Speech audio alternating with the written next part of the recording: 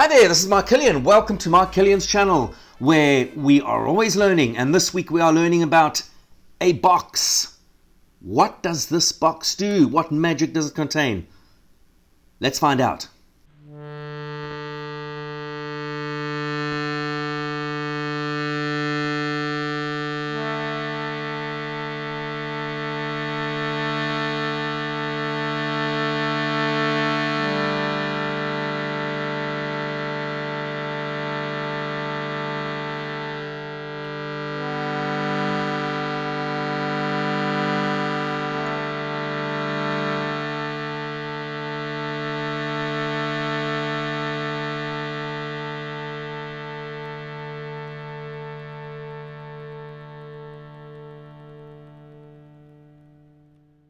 Isn't that simply wicked?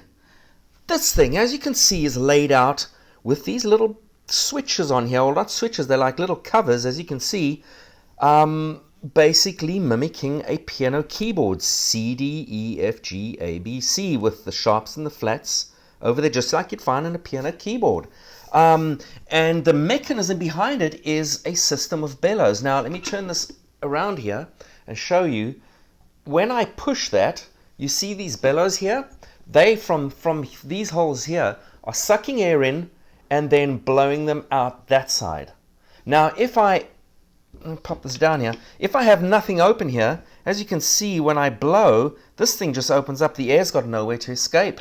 So, but if I open up one of these chaps, the air escapes.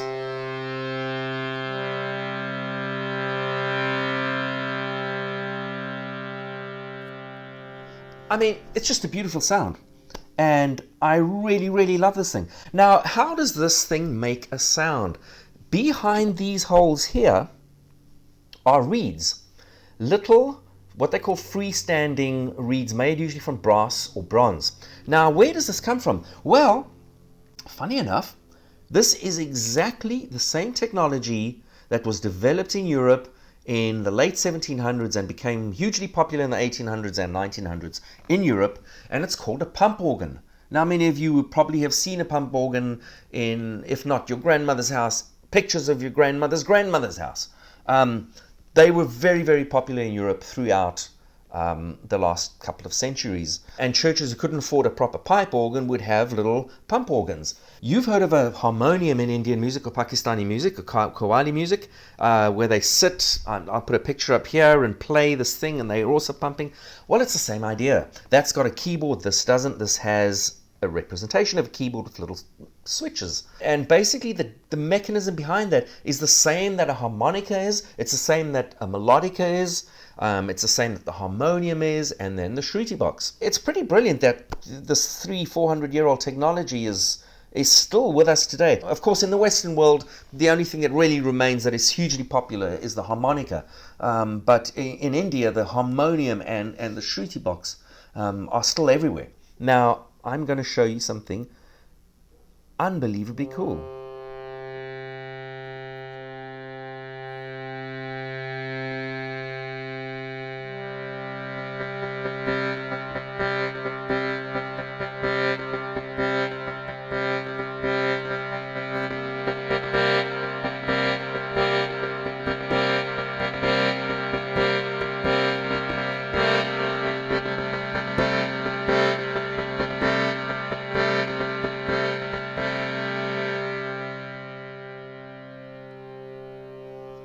I mean, come on.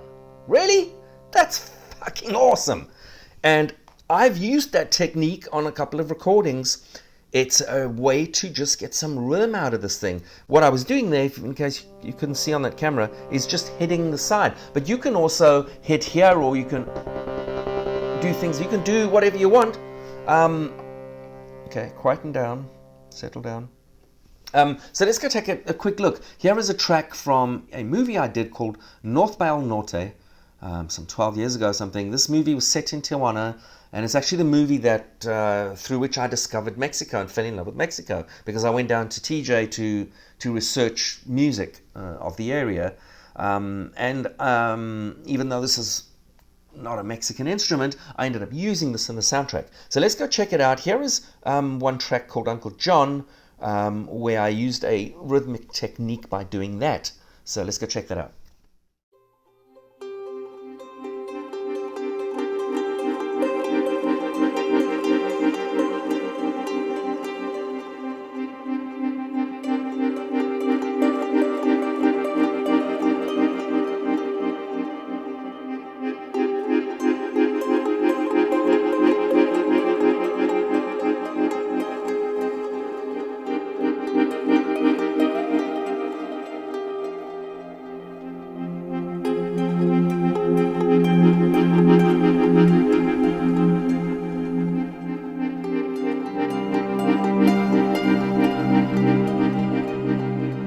And this is a track called De Tirana a Santa Monica, and it is where I'm hitting it like this to create that sort of arpeggiated, pulsating idea. Check it out.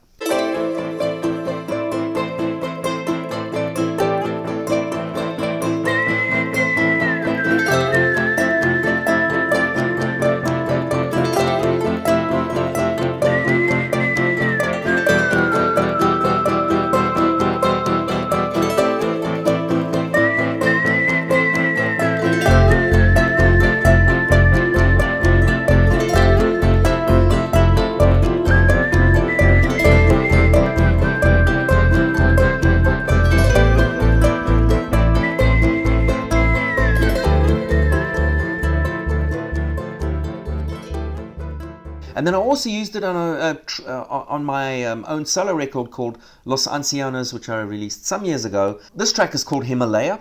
Similar idea. Let's go check it out.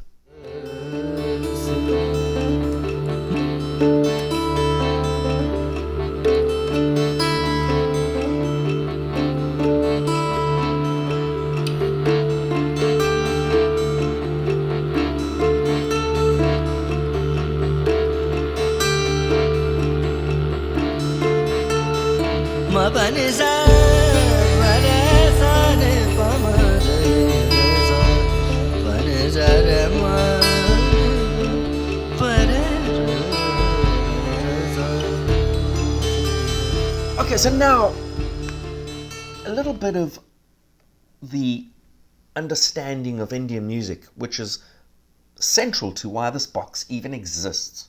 Okay, so in classical Indian music, what you will notice is it is a drone-based music, and by that I don't mean it's all just drones, like New Age music can be. No, it's at its base it has a drone. And the entire piece, the entire performance, which can last sometimes hours, is going to be based on just that one drone. It is often performed by the tampura. Now, I've done a episode on that, and it's also called a tambura, and just to be confusing. But it's basically that stringed instrument that someone will just sit there and strum, and that will provide the base of the entire performance. And whatever soloists and other instruments are playing are always playing on top of that drone. Now, this is another instrument, as is the harmonium, that performs the service of the drone. What is nice about this and the harmonium is you can alter during the performance the notes that your drone is, whereas with the tampura you can't. It's 4 strings. Unless you stop and retune, it doesn't have frets. It just stays on the same drone. Now, this drone or key center is in India called Shruti. The word Shruti is a Sanskrit word. It goes back gazillions of years, and it basically means that which is heard. The word itself is also used in literature, but in musical terms, it basically means key center. And so in solfeggio, you're talking about do, re, mi, fa. It's your do. In Indian music, it's the sa. In modal playing, if you're in D Dorian, it's your D. If you are in G Mixolydian, but you're playing it from a D, and you're basing your entire performance around D, it doesn't matter what's on top of that. If D is your center, that's your Shruti. But Shruti actually means more than that. And I have a wonderful example to illustrate that. I was in India doing a movie some years ago called Before the Rains. A really beautiful Merchant Ivory movie. Beautiful story. Beautifully filmed by a director called Santosh Shivan. Just a beautiful movie. But I had a great experience going to India to record music there, and worked with Sivamani, one of the most amazing percussionists, and various other amazing singers and musicians. But one of them was a violin player by the name of Shrikumar, and he's a Carnatic violin player. I will explain what Carnatic means in a little bit. So he came in and started playing to my backing tracks, and he was quite out of tune. So I tried to, as politely and diplomatically as possible, suggest to him that he tune his instrument to be in tune with the backing tracks. And he, just as diplomatically, perhaps even more diplomatically, explained to me what Shruti means. And he said to me, no, this is where I tune. This is my Shruti. And it was, if I remember correctly, it was somewhere between D and C sharp. It was in the middle there. And he explained to me that his violin and the way it resonates with his body and his soul and the wood of his violin and the strings and everything, that's particular frequency is where his Shruti is. And that is exactly where his jam is. That's where his vibe is.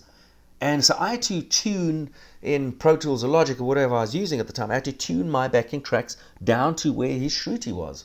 And then, of course, sadly, I had to retune everything up again, because when I was adding other instruments, especially Western instruments, an orchestra is not going to go and tune to someone else's Shruti, unfortunately. But, you know, when you hear about these new age cats who like to tune to not 440, but 432 or 4 this or 4 that or whatever it is, I kind of understand it, because there's something behind that. So anyway, that is a beautiful explanation of what Shruti means. It's more than just your tonal center.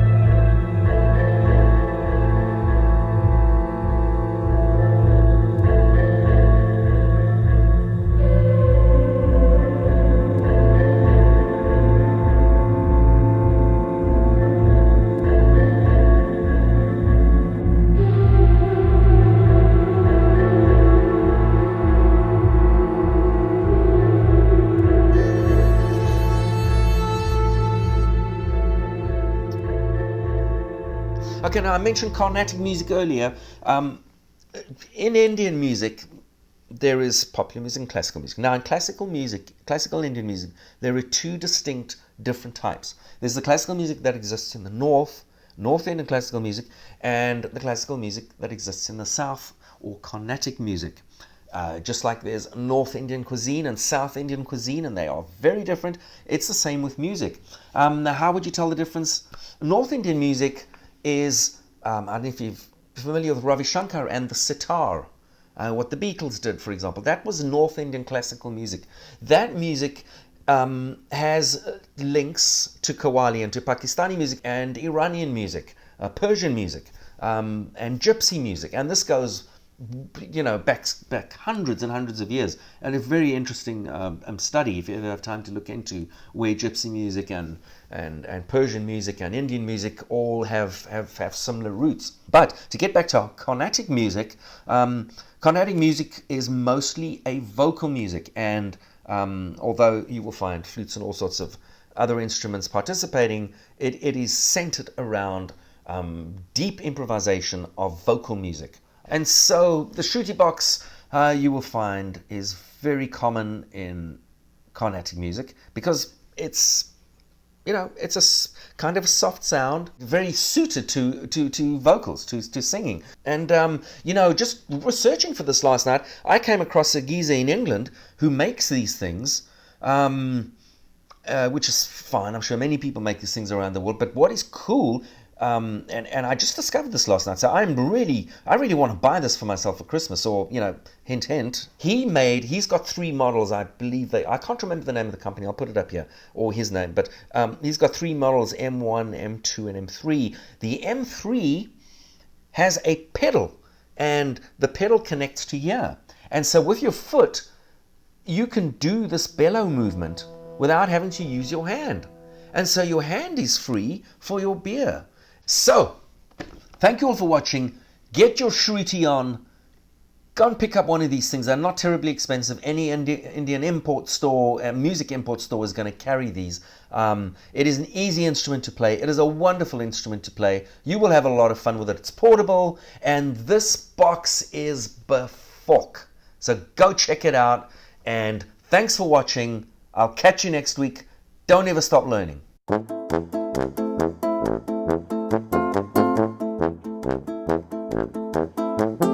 Because, it's also so simple.